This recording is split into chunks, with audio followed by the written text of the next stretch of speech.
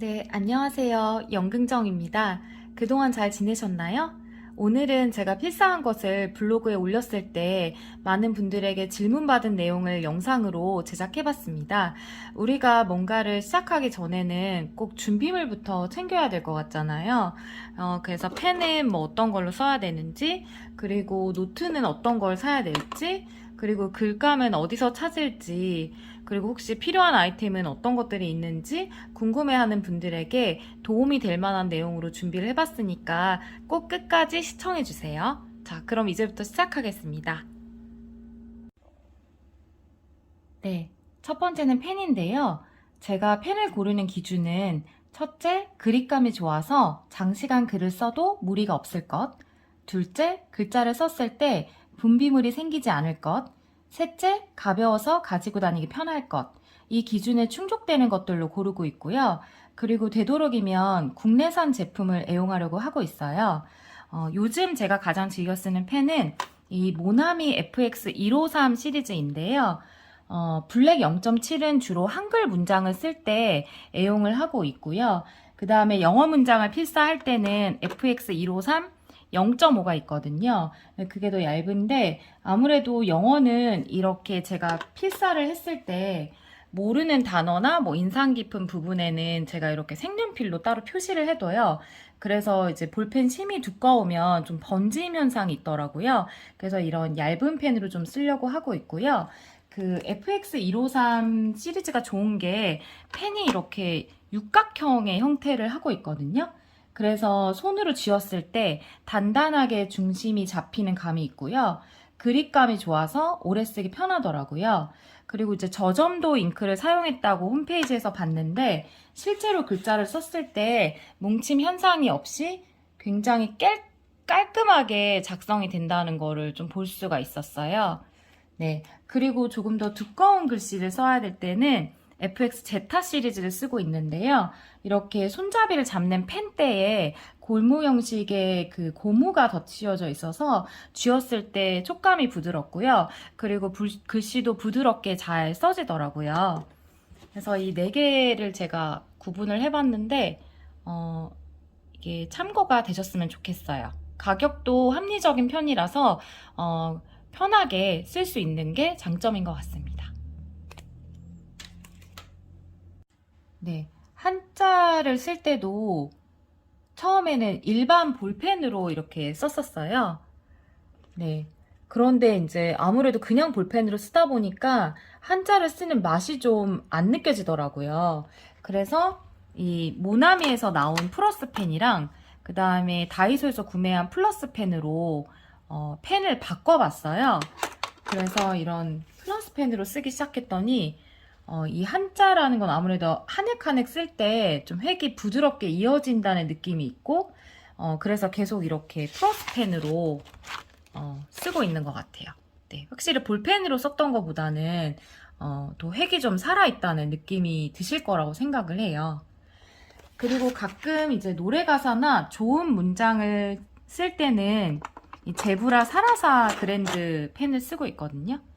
근데 이거는 젤 잉크펜인데 제가 교보문고 손글씨 대회에 참가했을 때도 이 펜으로 썼어요.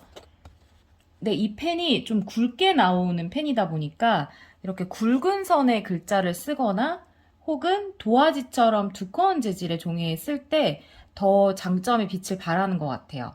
그리고 이제 글씨를 쓰면 번질 수가 있기 때문에 글씨를 쓰고 마르는 시간이 조금 필요하더라고요. 그리고 제가 필사를 처음에 쓰던 초창기에는 이렇게 아트박스에서 구매한 만년필을 좀 사용했었는데, 제가 글자를 좀 힘을 줘서 꾹꾹 눌러 쓰는 타입이다 보니까 펜촉이 많이 망가지더라고요. 그래서 잘 관리를 못하게 돼가지고 현재는 거의 사용하지 않게 됐어요. 그 다음에 이거는 파버카스텔 만년필인데 제 지인분께서 제 회사 이름인 Always Awake, 그 다음에 닉네임은 영긍정을 넣어서 특별히 이 각인 선물해서 저한테 주셨거든요. 근데 제가 자주 쓰진 않고 만년필의 감성을 쓰고 싶다고 생각할 때 이렇게 한 번씩 작성을 해보고 있거든요. 네, 아무래도 만년필 감성을 좋아하시는 분들은 만년필을 많이 쓰시는 것 같아요. 그리고 이제 선물 받고 이러신 분들도 많다 보니까 그냥 두면 아깝잖아요. 그래서 이렇게 한 번씩 좋은 문장들을 써보면 좋을 것 같습니다. 두 번째는 노트인데요. 저는 일단 다양한 노트를 구매해서 시도를 해봤어요. 처음에는 이 아트박스의 노트를 구매해서 썼는데 제가 이 노트를 고른 이유는 속지가 파스텔 톤으로 그라데이션이 되어 있어서 글씨를 쓰면 굉장히 예쁘겠다는 그런 생각이 들었거든요. 필사한 거를 촬영을 했을 때 색감 표현이 잘 되는 게 굉장히 큰 장점이었어요.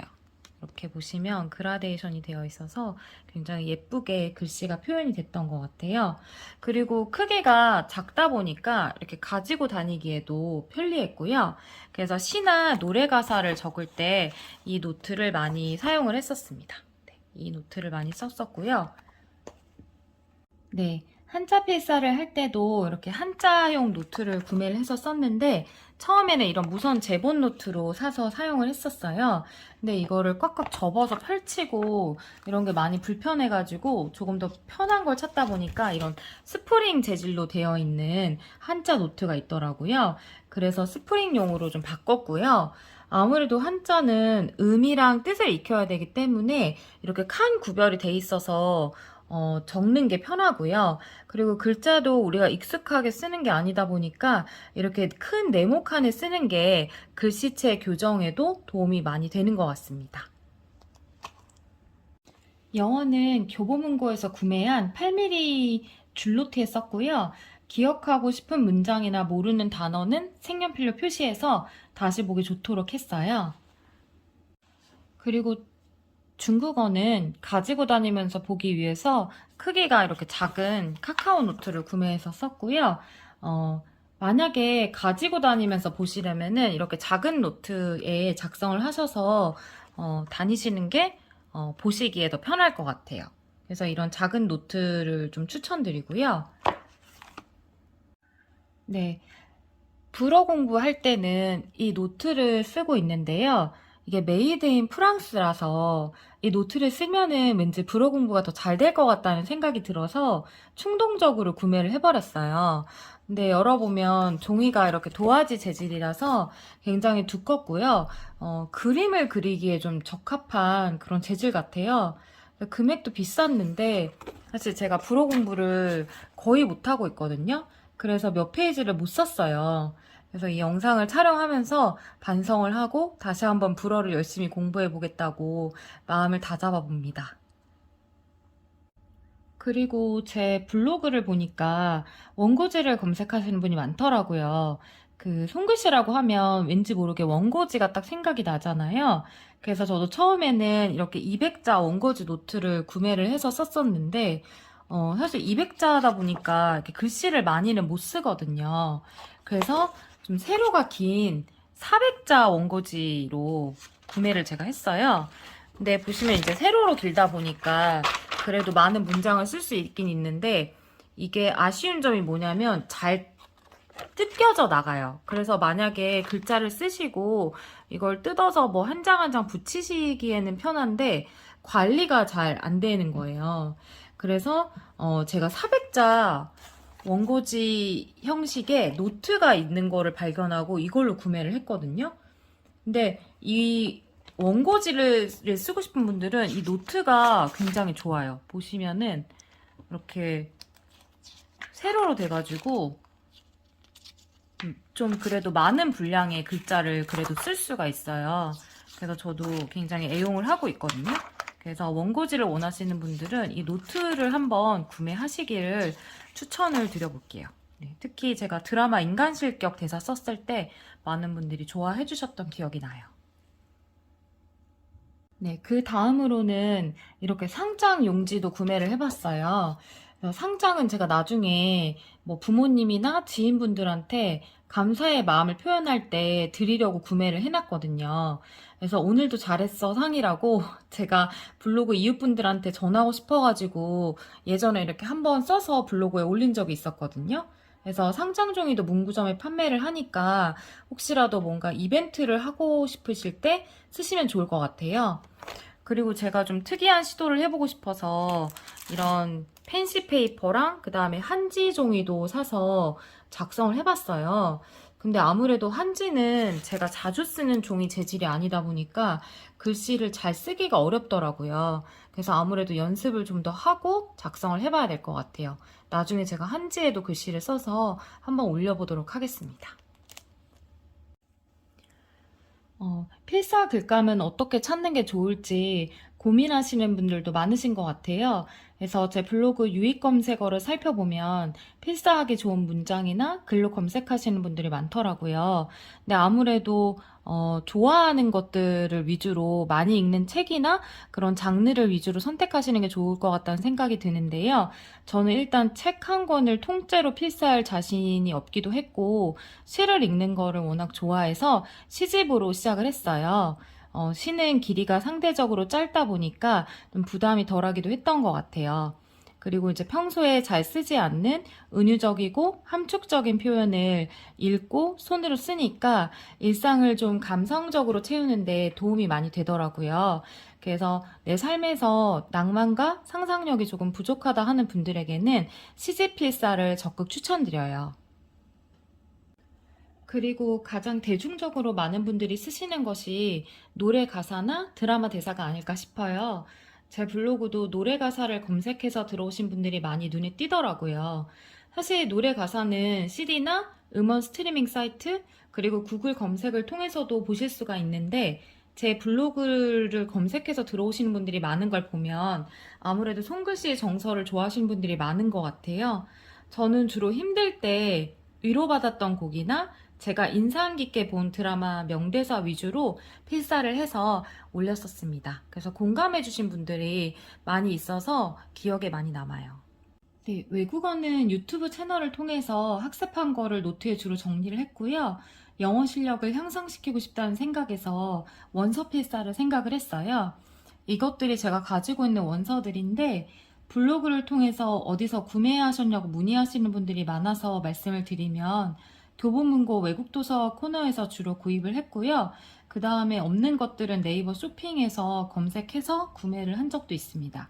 그 외로는 지인들한테 선물 받은 것도 꽤 있어요.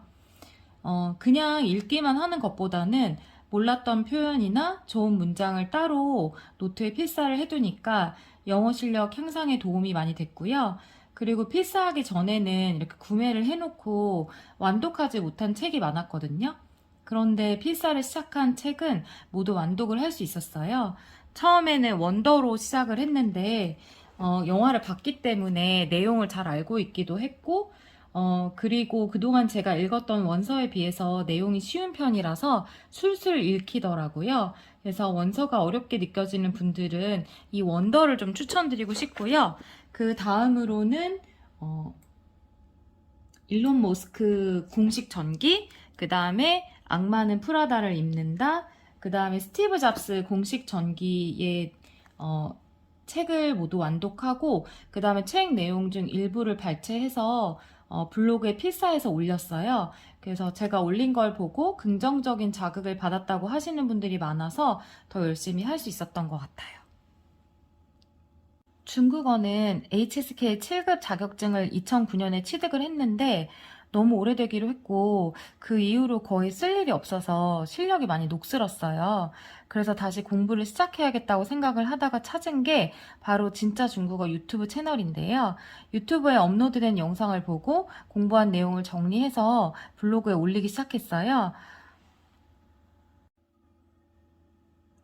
네, 그리고 이렇게 진짜 중국어 교재도 구매를 했었는데요. 제가 블로그에 올린 글을 책 편집자분께서 보시고 그 성구현 선생님이랑 진준 선생님 사인이 들어가 있는 책을 이렇게 보내주셨거든요. 네, 진준 선생님 거는 나중에 종이로 받아서 따로 이미지로 보내주셨고요.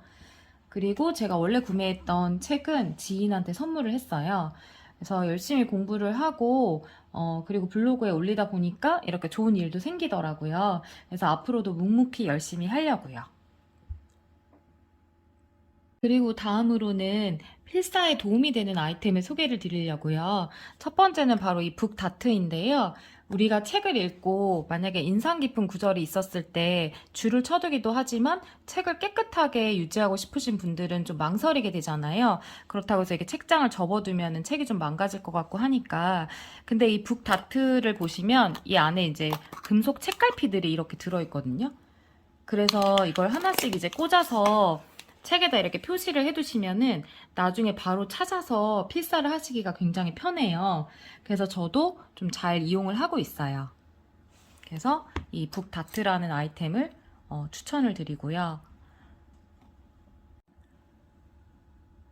그 다음에 소개시켜드릴 아이템은 이런 스탬프 도장인데요. 네, 이게 제 지인분께서 선물을 해주신 건데 이렇게 딱 누르면은 연긍정이라고 제 이제 그 닉네임을 새겨서 선물로 해주셨거든요.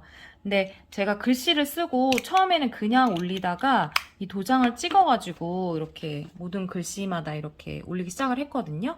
그래서 그냥 썼던 글씨가 이렇게 도장을 하나 딱 찍어주니까 더 특별한 느낌이 드는 거예요. 오늘도 나한테 잘했다 이렇게 칭찬해주는 상 같기도 하고, 그 다음에 제 글씨라는 거를 좀 인증할 수도 있잖아요. 그래서 이렇게 도장을 찍어서 올리기 시작을 했더니 또 보고 연긍정체라고 불러주시는 분도 생겼어요. 그래서 혹시라도 필사를 해서 SNS에 올리시고 싶은 분들이라면 이런 스탬프 도장을 제작하셔가지고 사용해 보시면 더 재미가 붙을 것 같아요. 꾸준히 필사를 하고 싶으시다면 아무래도 사용에 익숙한 SNS 계정에 카테고리를 하나 만드시고 인증하듯이 올리시는 게 도움이 될 거예요. 아무래도 어느 정도의 강제성이 있어야 지속이 될 수 있는 취미라는 생각이 들고요. 그냥 저도 단순 취미로만 했으면 중도에 그만뒀을 것 같기도 한데 카테고리를 만들고 나니까 뭔가 좀 책임감이 생기고, 그리고 응원해주시는 분들의 메시지를 보니까 더 열심히 하게 되더라고요. 그리고 축적되고 있는 게 눈에 보이다 보니까 아무래도 이렇게 보이는 공간에 계속 업로드를 하는 게 도움이 되는 것 같아요. 그리고 이 영상을 보시고 감성을 채우기 위해서 혹은 자기 개발을 위해서 필사를 시작해 보시면 분명 생활의 여러 부분에 긍정적인 결과가 찾아올 거라고 믿습니다. 네, 오늘도 영상 봐주셔서 감사드리고요. 제 영상이 좋으셨다면 좋아요와 구독 버튼 부탁드리겠습니다. 그러면 다음 주에도 더 좋은 영상으로 찾아뵙도록 하겠습니다. 감사합니다.